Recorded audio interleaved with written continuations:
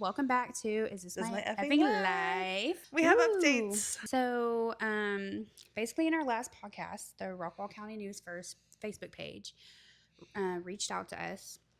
And after we posted. After we posted our podcast, and they wanted to get more info on the story. Like just clarifying questions. Yeah. And they wanted to make a post about it. So we're like, yeah, sure. We wanted to make, this, make an awareness post basically. And so they contacted us on Saturday, and then they made the post on Sunday. And then so now we're fast forwarded to yesterday. Yep, which was the 20th. Yes. Of July. Where the owner of the Goddard School of Rockwall sent out a urgent closure message to the parents at about 9:30 at night. Yikes. So they're closed today and Wednesday. So basically, they're like, oh, we're going to be closed Tuesday and Wednesday, which is very, very odd to me because, from our previous podcast, as you know, the owners do not like to close for anything. They didn't close for the flooding we had, except for like that one time, but it was only like a day. Their typical right. Like they absolutely hate closing. So that like teachers have had to drive in the ice to try to get to work because they did not want to close for the icy roads in Texas. Yeah. So that was like very odd, especially that late at night. All the teachers and the parents got the message at the same time at 9:30. There was no prior warning to our knowledge, from what the teachers have shared with us. They have told us their experience that they did not get any prior warning.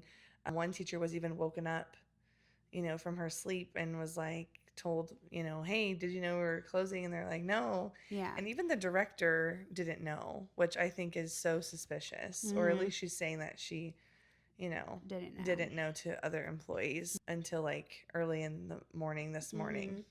Yeah, very which weird. Is a big red flag because we talk about red flags in our other podcasts for people who work in education, and I would definitely say that's like a huge red flag. Yeah. So yeah. And then so basically the staff was reaching out to us, telling us this, and then parents started reaching out to us. Yeah. So we stayed neutral, and we were just like, thank you for reaching out. We completely understand that this situation is stressful. And I think it's really telling because, the staff members, of course, are worried about are we going to get paid? Yeah. They even said to us that they asked, some staff members asked right away if they were going to get paid or not. Cause that is in the handbook for at least the 2025 employee handbook that I received did say that for emergency closures due to weather and things like that, or those types of emergencies that,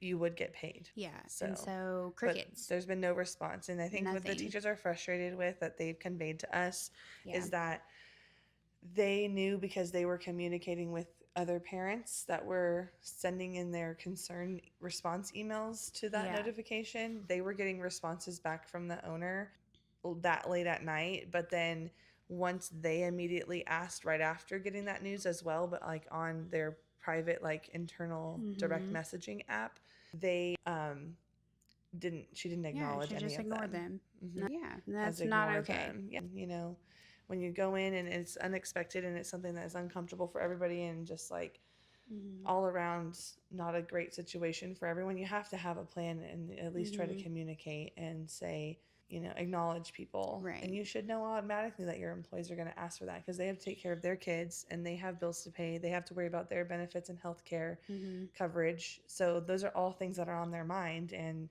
ignoring them is not making them feel any better. Now, even more of them went this morning and went to go look for a job. Yeah. I don't know how they're going to come back from that kind of stuff just because the actions that they keep doing just aren't sensical.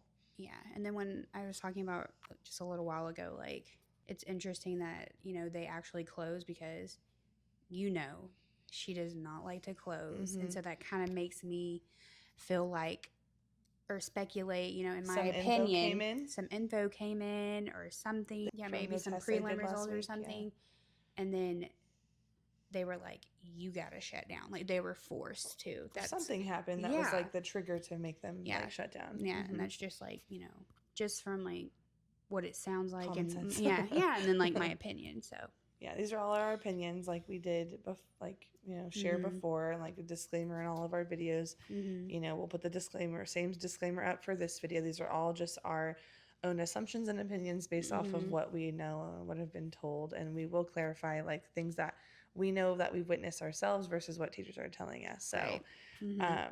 yeah, that's what's currently going on. And then the most frustrating part, I think, to have like these displaced families and them having to like navigate all that, because we tried to like tell people the truth. They are now left without care right now, and for like we don't know for how long. We do know now it's only been declared on their end that it's 2 days, but it might be longer. The message said that it was out of an abundance of caution, but then if it wasn't out of abundance of caution, some parents are bringing up the point, which I thought about too, is why wouldn't you have closed on that Friday, because you did testing in the evening on Thursday, like you said you were, and then why would you go open up on Monday? Why would you do that? But I saw a big response of parents like disenrolling their kids. The teacher said left and right they were just disenrolling. A lot to do with the transparency and communication and the response from ownership.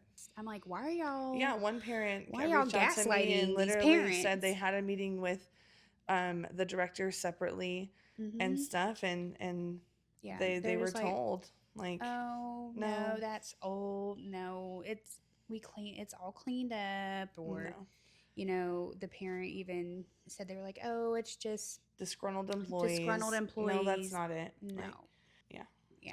No. So because you can't beat the facts. Like, because like even if you leave out all of our other like personal opinions about this, like a teacher who's currently like there, like, has seen and shown photos of current mold regrowth and everything. We have evidence, and we'll post it right up here, that there was mold on this teacher's wall last Thursday, and she said they did their protocol and cleaned it with the whatever bleach water step they do, and then it grew back.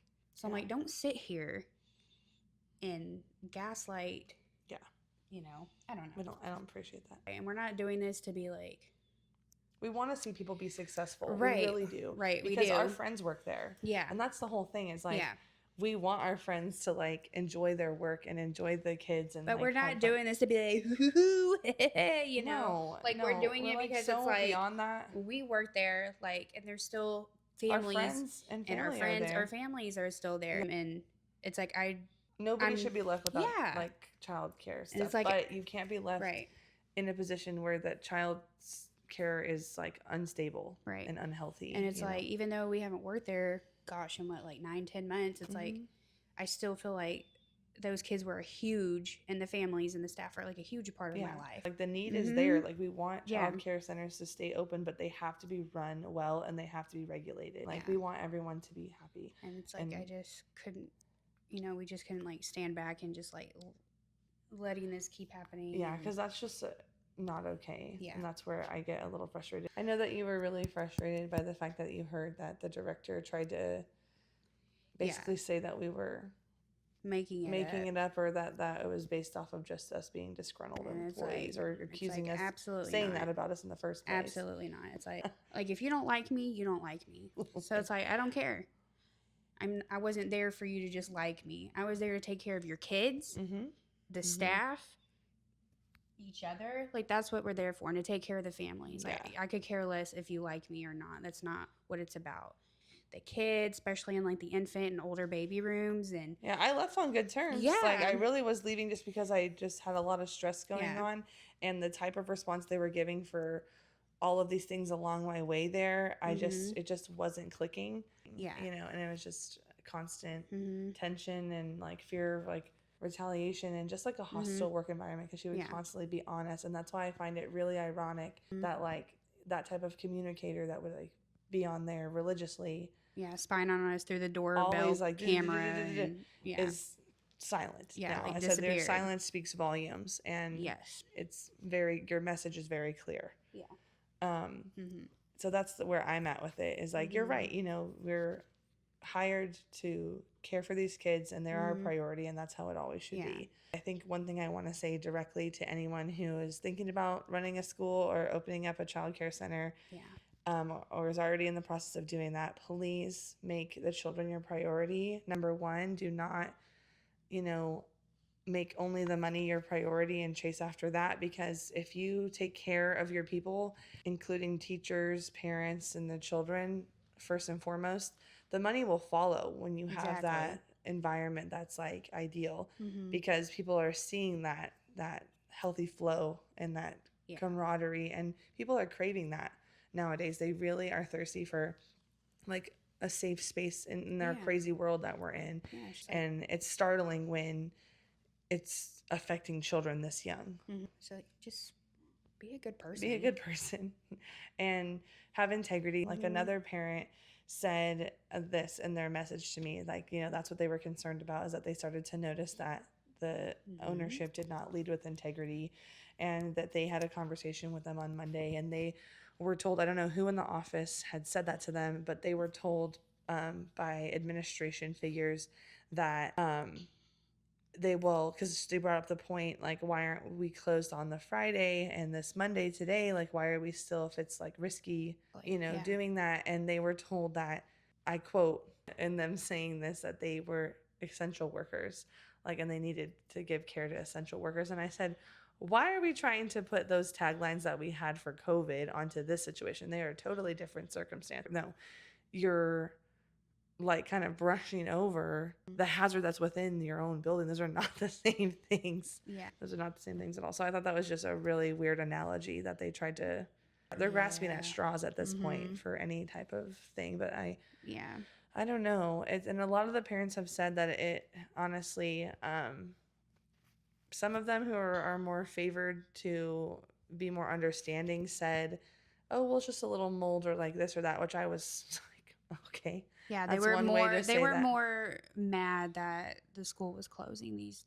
Yeah, that's what sent them over the edge. The that they were closed today, not the potential like mold itself. That was. But now they're seeing the pattern, because patterns that are in a cycle, they don't break. So and the cycles are still continuing. Doesn't change overnight. Right. Especially when that person is still like. And I've noticed it's the parents that try to like be die hard, like I'm going to support the school and defend them and blah, blah, blah. And it's like, open your eyes. But there has to be a level of accountability within leadership. And that's where I decided that I cannot continue with how much I spoke up in my position at the time, with all those things that I felt, all that I had to say fell on deaf ears. And it was causing I didn't feel heard during more increasingly serious situations. So I said, if you can't listen to me with the basics of how things need to be run, like, if this is relationship's just not going to work. And that's where I decided to exit, stage left. I just knew that this cycle or this pattern of response and behaviors was just a prerequisite to disaster. This is just like, not how you want to have leadership partnership. And so there needs to be some sort of accountability for the leadership but at the same time, as a director in a childcare center, if you have an owner doing that to you, you have an obligation to your students and to your staff to speak up and say what is right. And if it is breaking boundaries and is not safe, and especially if there has been proof from other teachers keeping documentation of mold and saying those things, that's not okay, because you're basically saying, no, there was never a mold issue that's reoccurring or having a problem. We took care of it, basically, is how it was phrased. So if that is true, then my assumption and my opinion is that you've lost trust as a leader, because you're not leading with integrity now either. And I find it funny, like what you said, them telling these parents this, like, no. But then again, not even the night of. Not even that. Like, then you send out a message like, "Oh, we're closing." Like, I'm sorry. That's just like. And she didn't even know that they were closing. So that's what's kind of going on with all this situation. So we'll let you know if we have any more updates to share. But this podcast is shorter just because, it's a developing situation. But yeah, if we get any more updates, we will definitely let you guys know. All Well, right, bye.